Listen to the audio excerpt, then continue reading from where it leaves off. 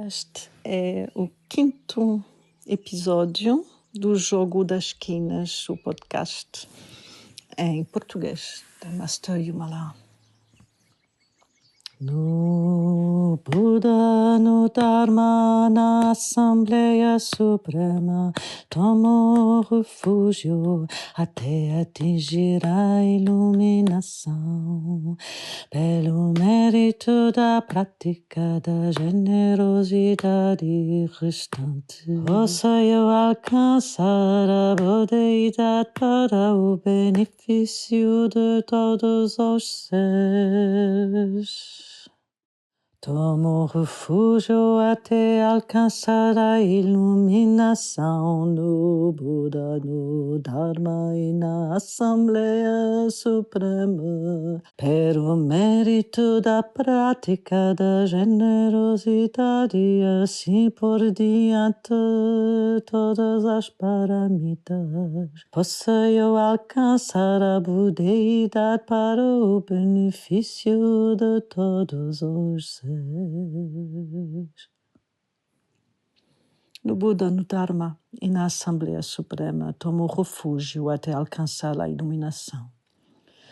Pelo mérito da prática da generosidade e assim por diante, todas as paramitas, possa eu alcançar a budeidade para o benefício de todos os seres. Que todos os seres tenham felicidade e as causas da felicidade, que todos os seres estejam livres do sofrimento e das causas do sofrimento, que todos os seres não se separam da alegria isenta de sofrimento, que todos os seres permanecem em equanimidade, livres do apego e da aversão. Que todos os seres tenham felicidade e as causas da felicidade, que todos os seres estejam livres do sofrimento e das causas do sofrimento, que todos os seres não se separam da alegria isenta do sofrimento, que todos os seres permaneçam em equanimidade, livres do apego e da aversão.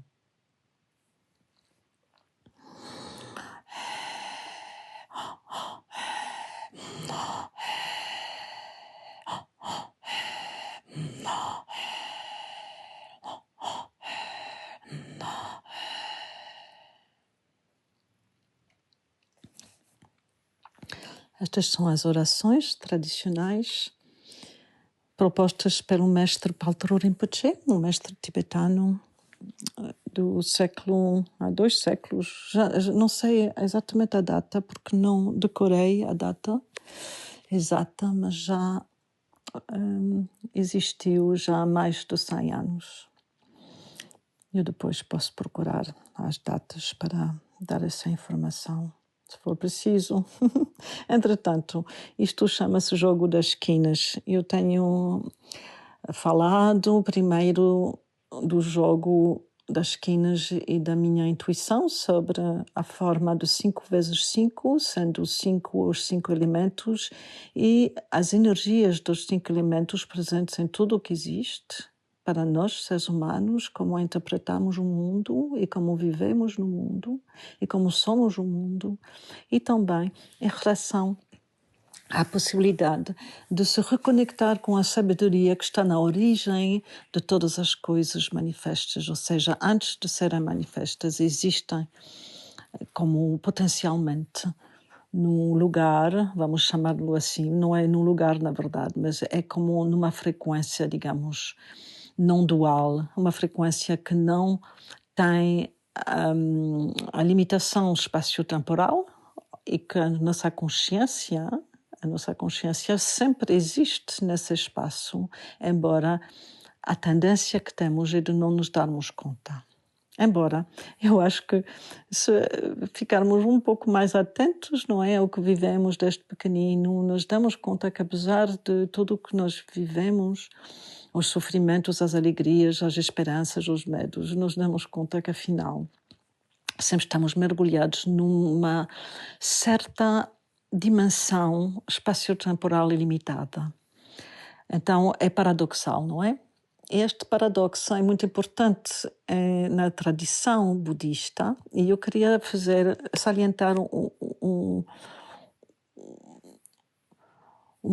como é que eu poderia dizer isto?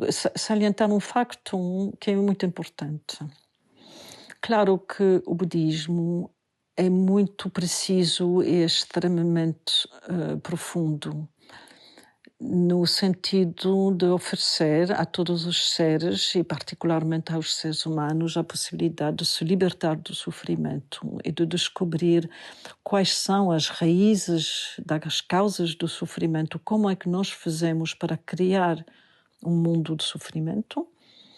Ou seja, que no budismo não parte do princípio que seria um pecado original, parte mais do princípio que é uma forma de corrupção da consciência, no sentido de perder conexão com a sua origem, vamos defini-lo desta maneira. Mas que a sua origem sempre está disponível, ou seja, nós sempre temos como origem aqui e agora a sabedoria, as 5 formas de perceber, ou digamos, de falarmos juntos sobre as sabedorias que são a água, a terra, o fogo, o ar e a quinta essência. E então o jogo das quinas para mim representa o quinto império que eu chamo o quinto mundo, porque já não seria tanto um império, esperemos, seria mais bem, se eu entendi Agostinho da Silva e Fernando Pessoa e o Padre Vieira, seria mais bem uma tomada de consciência da nossa importância humana como seres que cuidam do mundo e que cuidam uns dos outros e que cuidam de todos. Isso é a minha percepção. E do ponto de vista do budismo, tal como eu entendo, são todos bem-vindos na prática. Agora é também importante salientar que o budismo, na sua forma muito profunda de propor uma prática, propõe, claro, a não-dualidade, ou seja, um caminho que nos liberta cada vez mais das nossas próprias crenças. Isso é que é subtil. Mas eu não pretendo aqui explicar esta sutileza. O que eu pretendo mais é explicar primeiro quem sou, para quem me está a perguntar ou quem precisa de saber um pouco os meus credenciais, não é? Porque eu, como já expliquei nos podcasts anteriores, tenho, de certo modo, desaparecido de Portugal, embora naquela época em Portugal eu fui muito ativa durante vários anos. E, por outro lado, também pessoas que me conhecem há muito tempo, que querem saber mais sobre Portugal e querem saber mais sobre o Quinto Império, as quinas, e o que é que eu quero dizer com o jogo das quinas.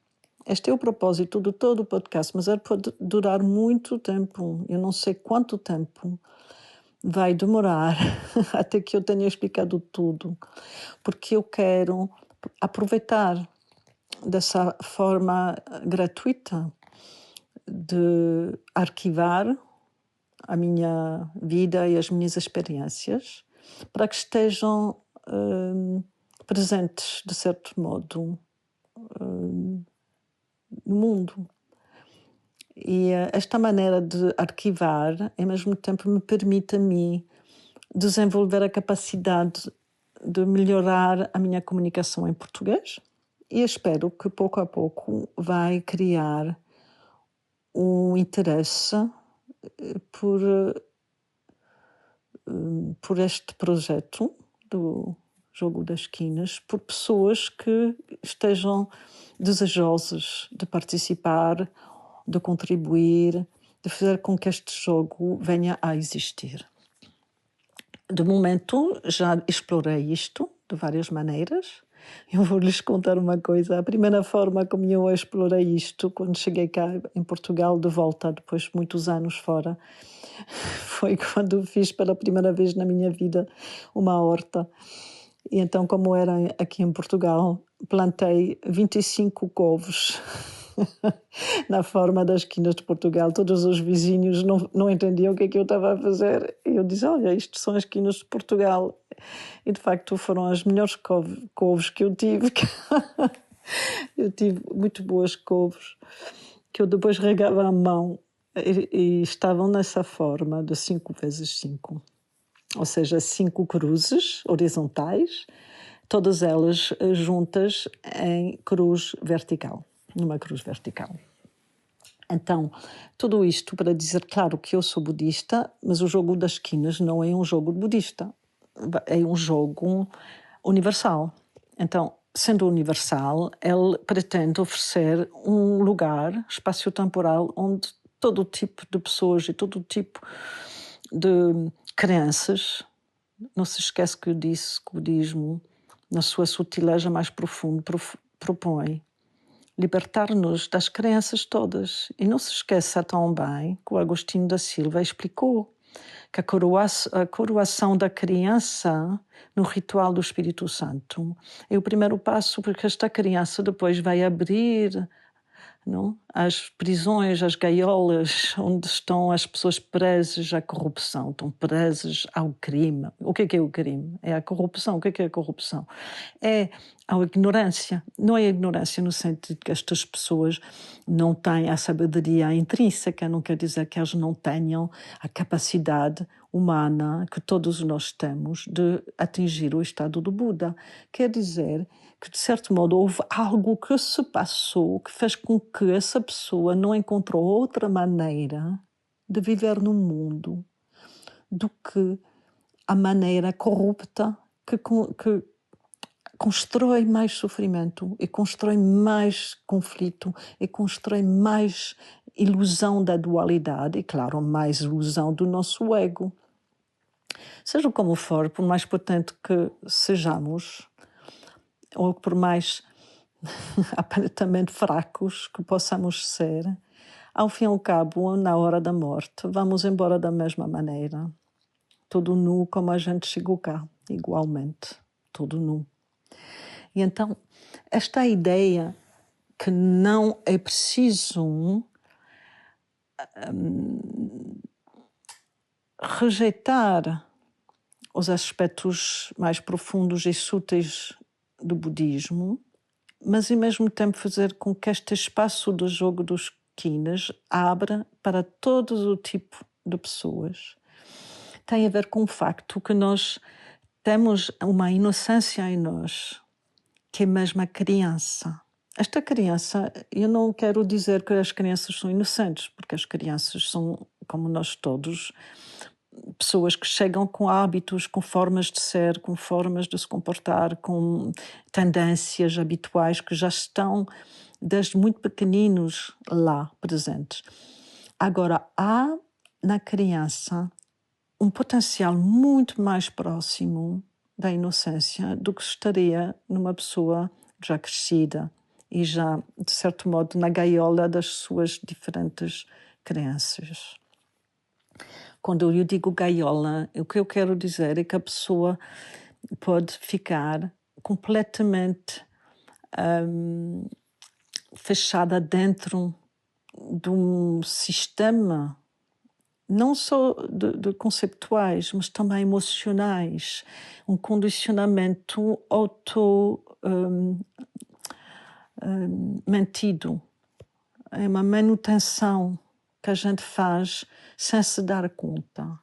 E essa manutenção pode fazer com que haja cada vez mais dificuldade na vida ou cada vez mais dificuldade na nossa vida em relação às outras pessoas. Ou seja, podemos, por exemplo, enriquecer à custa dos outros. Nós pensamos que isto é porreiro, que estamos a ficar muito ricos e muito potentes, mas, na verdade, o que nós estamos a fazer é criar uma situação que mais tarde ou mais cedo vai ter que se pagar, entre aspas. Não se paga em dinheiro, paga-se em experiências, em formas de sentir o mundo, em formas de ter consciência do que é a nossa dor fundamental de sermos uma pessoa que faz mal aos outros. Eu sei que muitas vezes nós pensamos que não, pensamos que as pessoas que são más e que ficam muito ricas e muito poderosas, que elas é que estão bem na vida, não é? Estão com êxito, não é? Nós temos essa ideia do êxito. Mas se a gente procurar um pouco mais, sinceramente, o que é o êxito, nós vamos dar conta que as pessoas que têm mais êxito em toda a memória dos seres humanos são pessoas que são alheias a estas necessidades materiais. São pessoas que vão além, não é? Da limitação que é, por exemplo, ansiar por fama, ansiar por aprovação, ansiar por acumulação de riqueza, ou ansiar também por poder sobre as outras pessoas. As pessoas que foram além disso, o que é curioso neste paradoxo, não é? Acabam por deixar um rastro de inspiração e de admiração que faz com que eles acabam por ser muito potentes, embora não queriam. Acabam por ser muito ricos, embora nunca tiveram posses. Acabam por ser muito aprovados, embora não estavam a tentar ser aprovados. E há imensos exemplos desse tipo de seres no mundo, e eu pessoalmente admiro estes seres. Eu tenho muita admiração desde pequenina por estes seres.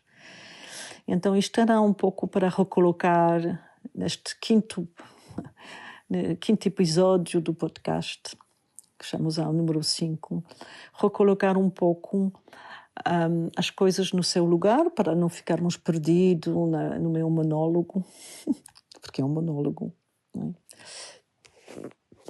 E para guardar o rastro.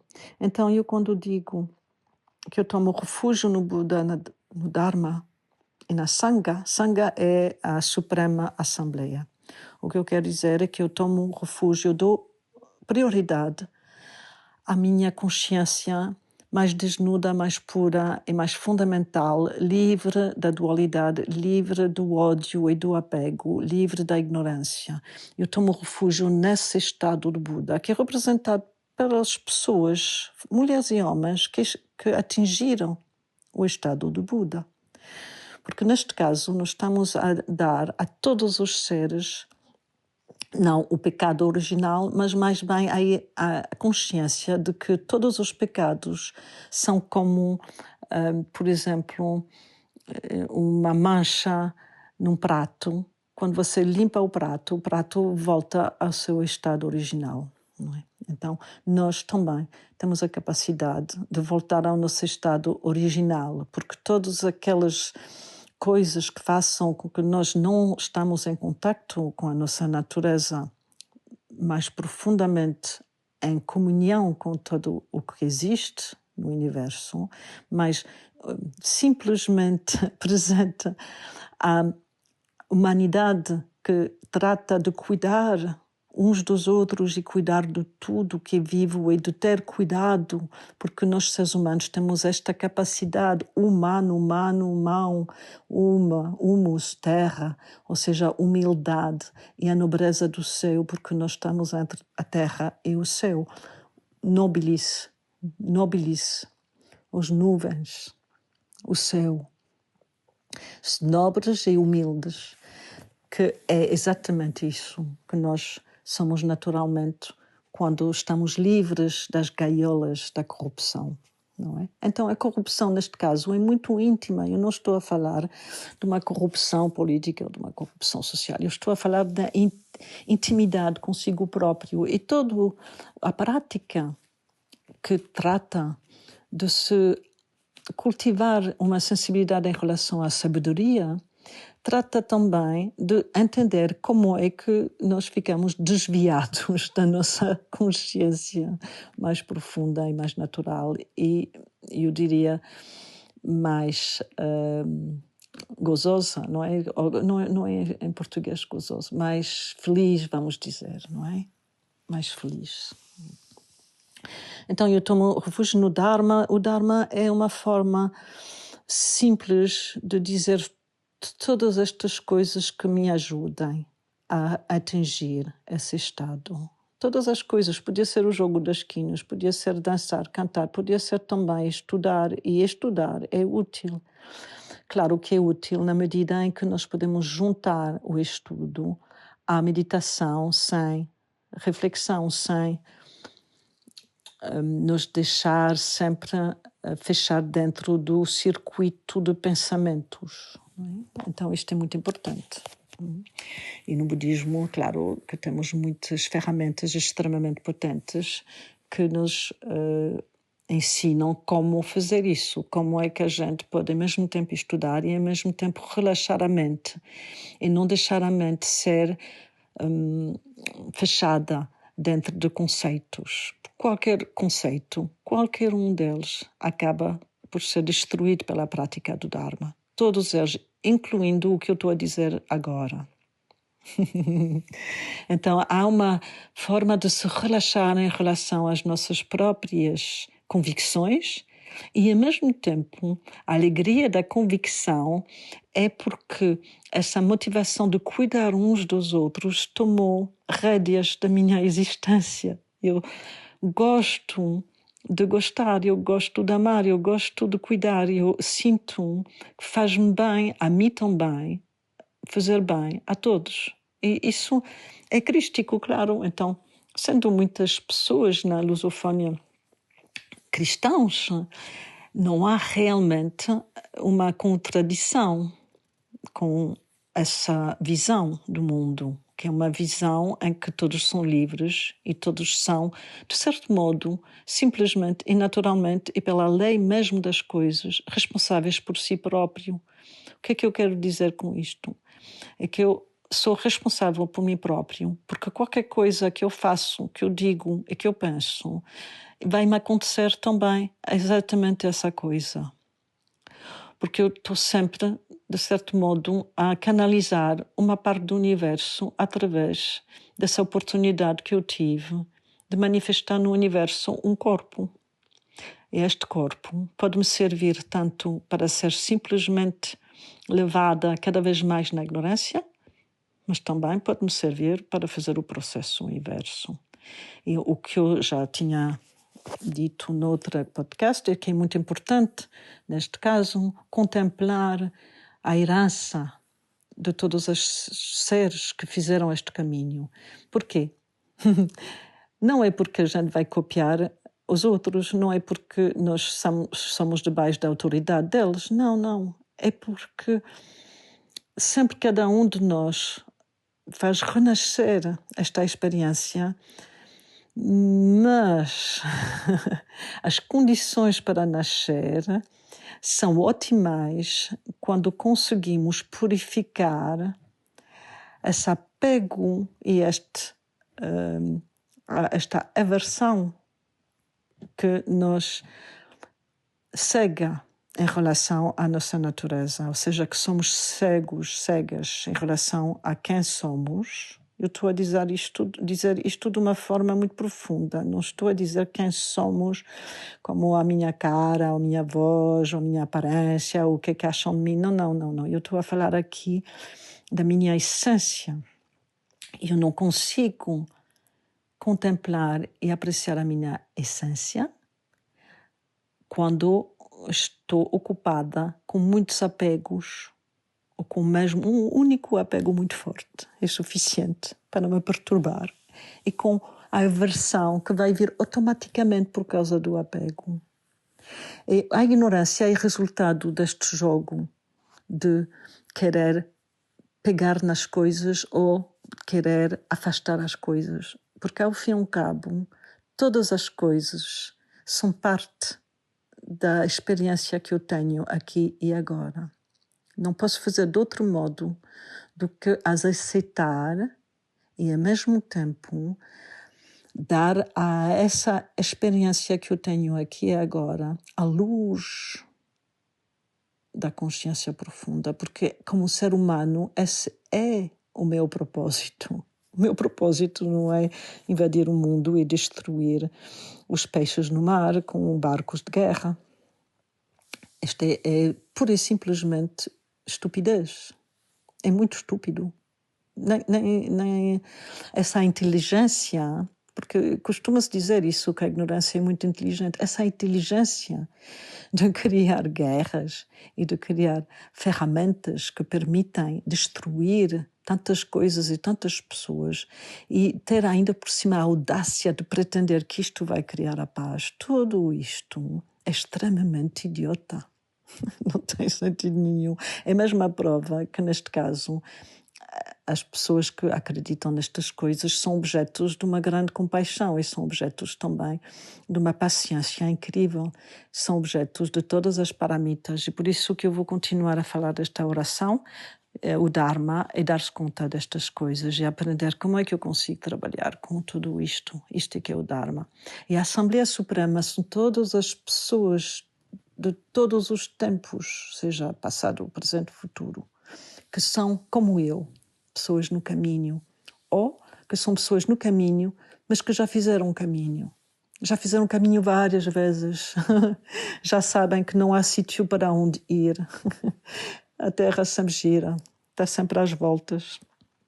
Toma um refúgio até atingir a iluminação.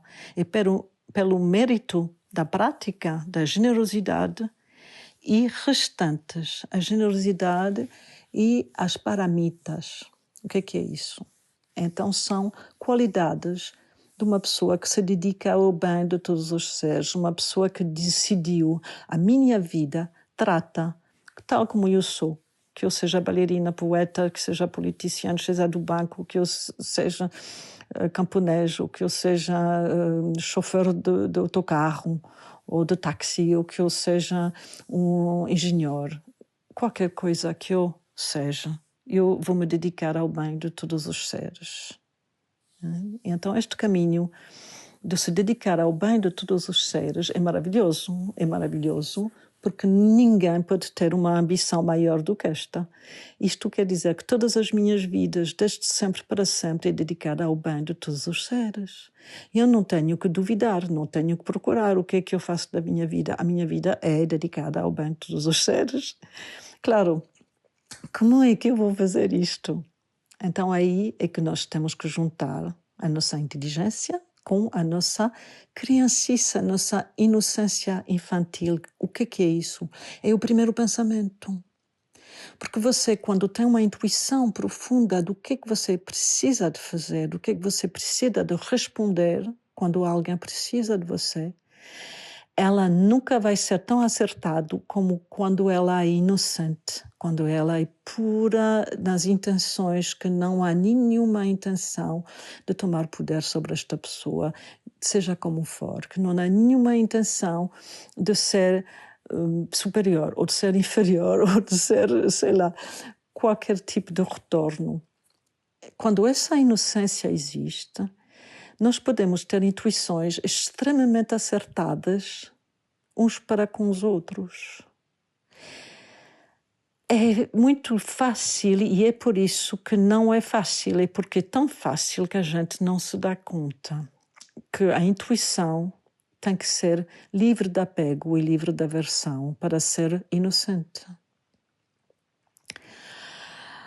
Então, o primeiro pensamento é que eu, por exemplo, imaginamos que eu sou bailarina e que eu conheço um pouco o corpo, conheço um pouco os passos, eu sei um pouco gerir os ritmos do coração, os ritmos da respiração, os ritmos da vida, os ritmos dos passos quando caminho. Eu sei um pouco como é que é caminhar para frente, para trás, para a direita, para a esquerda. Eu sei criar de geometrias com o meu corpo, mas também conheço as geometrias dentro do meu corpo e eu posso respirar e posso também suspender o tempo.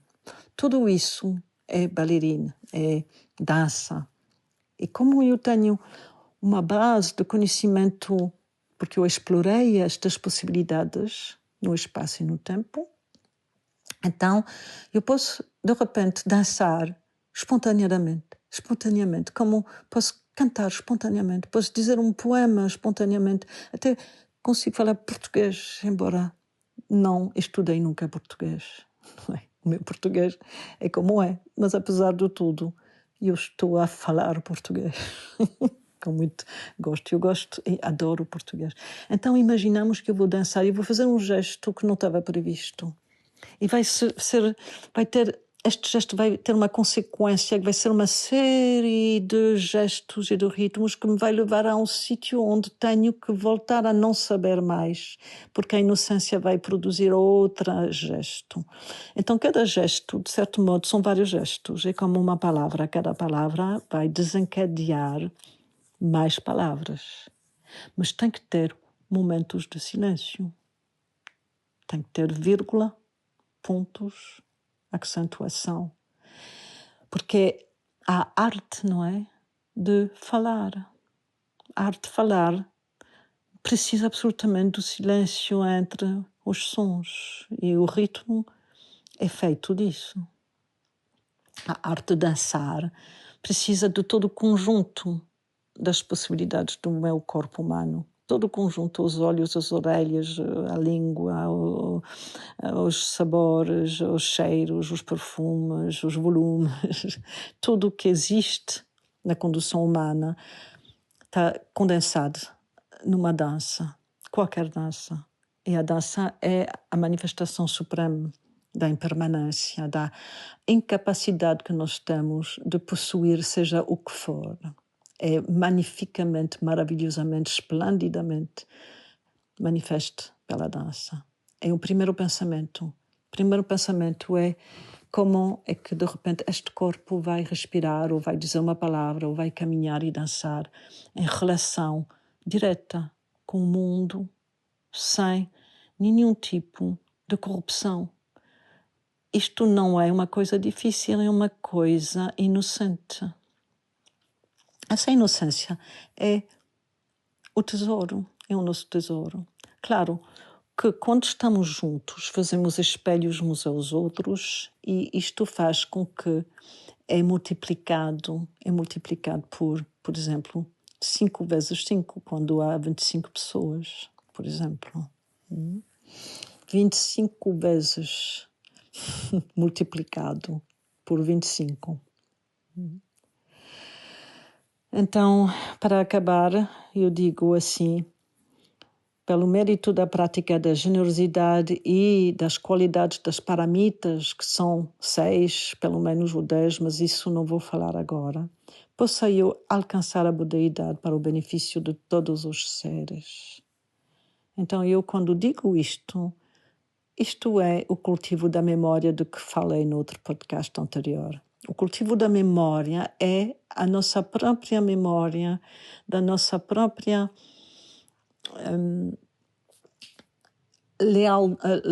lealdade em relação à nossa genuína motivação. Quando eu digo genuína motivação, é a motivação que está debaixo de todas aquelas outras que foram acrescentadas, não é? Pelas histórias todas que nós inventamos numa sociedade que vai se tornar doentia se não fizermos nada agora, cada um de nós. E fazer alguma coisa começa por si próprio, é óbvio, é impossível de outra maneira.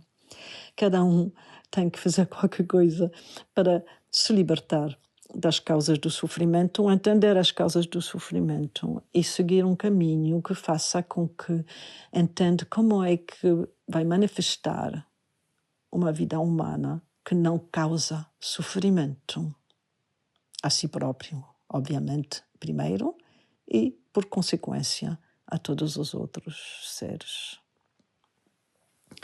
Isto não requer acreditar em nada que seja, como dizer, não requer acreditar em nada que seja, por exemplo, um apego a uma visão do mundo que seria a única e que as outras pessoas que não acreditam na minha visão seriam erradas. Isto é uma maneira de criar o sofrimento e é a maneira mais evidente. Porque é daquela maneira que vamos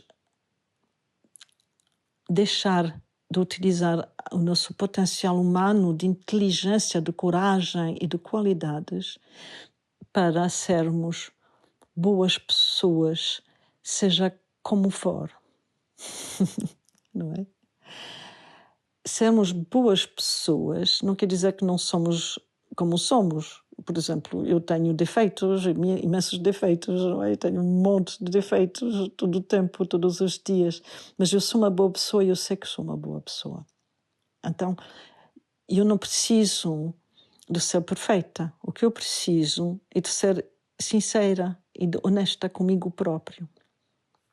Entender, olha, aqui eu estou a exagerar, ou aqui eu poderia talvez ser um pouco mais paciente, talvez que eu faltei de paciência, ou talvez aqui não deveria pensar tanto, não deveria me preocupar tanto, talvez não vale a pena me preocupar tanto, porque as boas decisões vão sair de uma mente e de uma consciência livre que não está tão preocupado.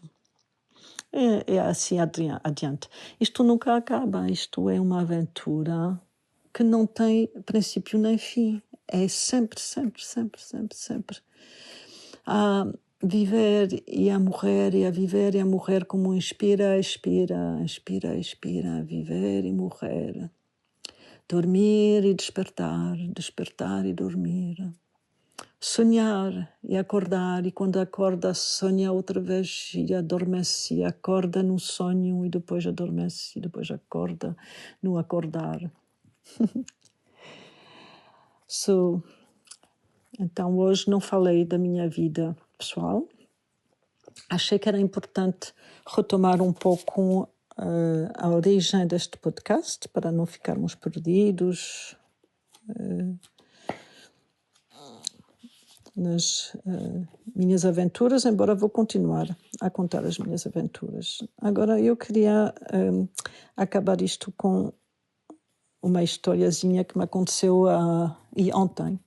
Ontem eu estava a abrir as janelas e as portas e houve muito vento de repente. E o vento de repente, claro que foi bom para a casa e ao mesmo tempo fez voar os papéis. E eu tenho umas cartas aqui, que são cartas que foram criadas pelo Chogyam Trungpa Rinpoche sobre o treino da mente. O treino da mente, ou seja, o facto de treinar a mente no budismo tibetano refere-se a uma série de práticas que nos ajudam a sermos menos egocentrados, ou seja, menos centrados no nosso ego como sendo o centro de tudo o que existe e de tudo o que é a mais importante coisas do mundo. E isto faz com que nós ficamos pouco a pouco com uma mente muito mais larga, muito mais vasto. Temos cada vez mais a capacidade de prescindir das nossas necessidades de nos defender e das nossas necessidades também de termos razão, não é? E então, as cartas, eu tenho sempre estas cartas por aqui, e são em francês, mas eu vou traduzir. E então está escrito nesta aqui. As cartas caíram pelo vento, porque abri as janelas, então caíram várias cartas. Foi como um sopro de mensagens pelo quarto, não é? Então há uma que diz: quando o mundo está cheio de maldades, transforma todos os sofrimentos no caminho da Bodhi. Bodhi. Bodhi é uma palavra sânscrito. Eu vou repetir. Quando o mundo está repleto de maldades, transforma todas as dificuldades no caminho da Bodhi. A Bodhi é o facto de desejar atingir a iluminação. Então o mundo está repleto de maldades. De facto é um pouco assim, embora eu aqui onde vivo não é tanto o caso, mas sei que são momentos difíceis, não é? No mundo. E essa dificuldade eu sinto-a, embora não me possa queixar pessoalmente. Transforma todas as dificuldades. Então essas dificuldades, e sim que tenho também. Tenho dificuldades pessoalmente e sei que muitas pessoas que eu conheço têm dificuldades e sei que muitas pessoas que não conheço ainda têm dificuldades. Transformar todas elas no caminho. Isso é transformar o sofrimento, a alquimia, que, como eu já falei nisso, não é? Esta alquimia que É uma coisa de que falamos, mas que se torna metafísica quando o próprio corpo, todas as células do corpo ficam cheias desta certeza absoluta do caminho. O caminho, quando falo do caminho, eu sou bailarina, não se esqueça, a dança não é uma coisa útil no sentido de produzir alguma coisa. Então eu sei muito bem que o caminho começa onde estou e acaba onde estou, sempre. Isso quer dizer que mesmo que eu ande sempre para frente neste planeta, vou acabar no sítio de onde parti, não é? Porque é redondo. É uma forma de fazer metáforas. Mas o caminho é cada momento e, ao mesmo tempo, há realmente uma viagem. Há sítios com mais luz, com menos luz, há sítios com água, sítios sem água, sítios que são mais felizes, sítios que são infelizes. E todas estas mudanças meteorológicas fazem parte do que chamamos caminho. Depois tenho outra carta que veio lá de baixo e que diz: não hesitas. Por acaso é bonito. Em francês a palavra que puseram é vacilar. Não sei se existe em português. Não vacilas. Não sei. Talvez não existe. Não hesitas. Depois tem outra. Todas elas caíram. Estas cartas. Estas fichas. Olha todos os eventos como sendo sonhos. Olha todos os eventos como sendo sonhos. E depois, examina a natureza da inteligência que não nasceu. Isso é também muito bonito, não é? Em tibetano chama-se Yeshe. Yeshe. Yeshe é este conhecimento que não nasceu porque é intrínseco. Examina a natureza da inteligência que não nasceu. E depois a última. Começa o teu trabalho com as sujidades mais importantes. Então isto está claro, não é? Imagina, tenho, sei lá, muita impaciência, vou ter que trabalhar com a minha paciência. Eu, por exemplo, trabalhei a minha paciência com a dança. E eu sei que cada dança que me ajudou no meu caminho são danças concretas que eu dancei. E cada uma delas demorou um certo tempo. Algumas aconteceram de repente no mesmo dia e outras danças demoraram vários anos. A dança da paciência me demorou 5 anos a nascer. Passei 5 anos à procura dela. E quando aconteceu, não foi que eu de repente me tornei paciente, mas foi que eu entendi o que era sentir-se paciente naquele momento. E é uma mudança radical com um antes e um depois. Quando senti na minha essência mesmo, do meu corpo, da minha alma e do meu sopro, o que é ser paciente, então nunca mais me posso esquecer do que é que isto quer dizer. Não é o que eu pensava que era. Não tinha nada a ver com o conceito que eu tinha da paciência. É um estado profundo de equanimidade, a paciência. Muito obrigado, que todos os seres possam desfrutar dos méritos que nós podemos acumular ao jogar com as quinas e a falar do jogo das quinas e a compartilhar e a partilhar essas experiências por podcast, ou por vídeos, ou por também encontros e danças e músicas, que seja de benefício para vocês todos e que seja de benefício através de vocês para todos os seres que vocês conhecem e todos os seres que as conhecem, e os animais e os insectos e até as pessoas mais tremendamente difíceis, que sejam de repente iluminados pelo sopro da bondade e pelo sopro da beleza do ser. Om Ahum Benze Guru Pema Siddhi.